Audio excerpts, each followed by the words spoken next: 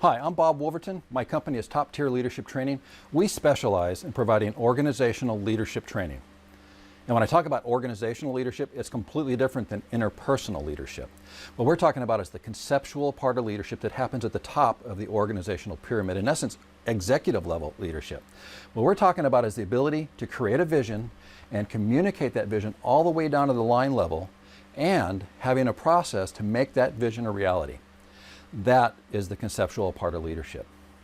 Now, back in the 20th century, we focused on all kinds of training from planning, organizing, budgeting, staffing, problem solving, and team building, and we called that leadership training, but the reality of it is it was management training. And then it didn't take us too long and we figured out we don't have proper leadership in our organizations in this country. And I can say that with confidence because the statistics from the Small Business Administration show us that 80% of all businesses that start every year, by their 5th year, they will fail. And of the 20% that survive, another 5 years down the road, 80% of them will fail. So why do they fail? I would submit to you that they fail because we don't have enough leaders in this country that understand organizational leadership. They don't understand how to run an organization from the top of the pyramid. They don't understand the importance of vision and mission. Matter of fact, I had one executive one time when I was talking about the importance of vision and mission. He told me, oh, vision statements and mission statements, I thought that was something you just framed and put on the wall and then you went about your daily business. That is absolutely incorrect. I have a method on how I can identify good executives throughout our country. It's actually pretty simple. I go to their websites and I read their vision and mission statement. I can tell from their vision and mission statement whether the executive level of that organization has any clue as to what they're doing, or at least a minimum, it's a huge red flag if they've got poorly written vision and mission statements.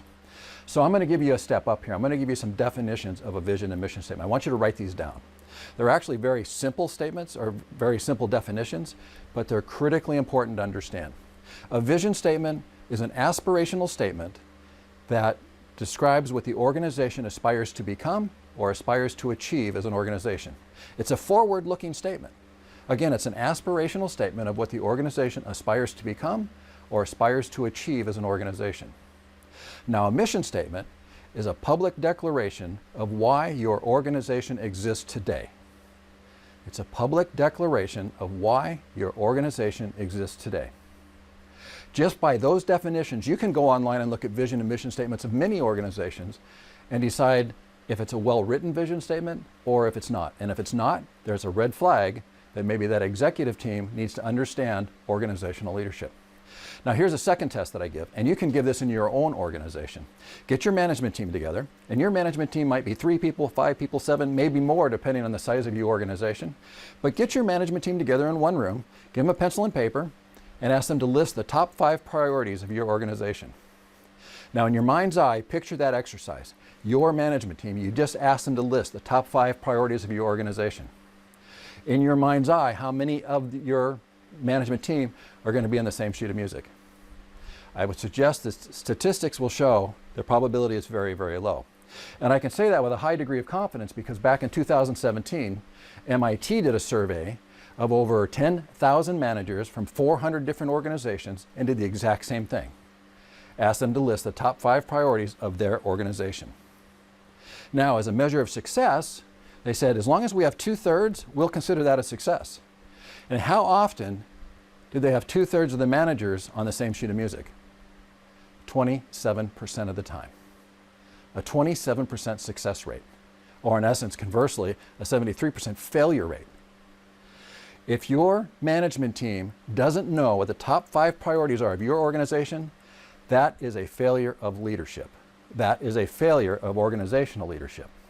Now, let me give you an example of a success story of organizational leadership. Some of you may know the story from the 1960s when John F. Kennedy was president and he toured NASA down in Florida. And as he's touring the facility, he comes across a gentleman, he asks the gentleman, "What do you do here at NASA?" And the man proudly responds, he goes, "I help put a man on the moon." That gentleman's job title was janitor.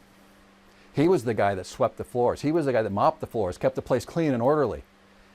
A low-level line employee that understands the vision and the bigger picture of the overall organization and understands his piece of the puzzle, and that if he doesn't maintain his piece of the puzzle, the entire vision may fall apart. That's intrinsic motivation created by organizational leadership, being able to create a vision and communicate it all the way down to the line level and have people committed to it. And when people are committed to that sort of vision, something bigger than themselves, that is high-level needs theory from Maslow's hierarchy of needs. That's right in between esteem and self-actualization. People want to be part of something bigger than themselves, something they believe in. And when you can create that in your organization, your employees will work for you with blood, sweat, and tears. Your absenteeism rate will decrease, your turnover rate will decrease, and you'll get a better quality product from every one of your employees. The conceptual part of leadership is vital to the success of all organizations. It doesn't matter if you're public, private, if you're for-profit or nonprofit, it is critically important to the success of all organizations. And if you just did that test in your mind's eye about the top 5 priorities, and you're not comfortable that your management team will have the same top 5 priorities and you want to learn more about organizational leadership, my company provides 1-day training and 2-day trainings. On the 1-day training, we talk about the concepts of organizational leadership and how that blends in with employee motivation. We talk about theories of employee motivation. On the 2-day training, we do everything we do on day 1, plus we add training on how to recognize the systems within your organization. And virtually everything you do is a system. You may not recognize it now, but after this training you will. And we talk about building a strategic plan. In our recognizing systems, basically what we're doing is we're learning to apply Lean Six Sigma for increased efficiency of all your systems. And then in strategic planning, we show you how to build a strategic plan as a roadmap to achieving your organizational goals, and in essence, making that vision of your organization come true. We'll give you a roadmap on how to make that happen. We also provide 1-hour presentations that merely introduce the audience to the concept of organizational leadership. These are appropriate for association luncheons, and they're appropriate for breakout sessions at conferences. But whatever path you go, 1-day training, 2-day training, or just a 1-hour introduction, organizational leadership, or the conceptual part of leadership, is vitally important to the success of all organizations. I'm Bob Wolverton. I'm with Top Tier Leadership Training. We specialize in providing executive level leadership training that we call organizational leadership.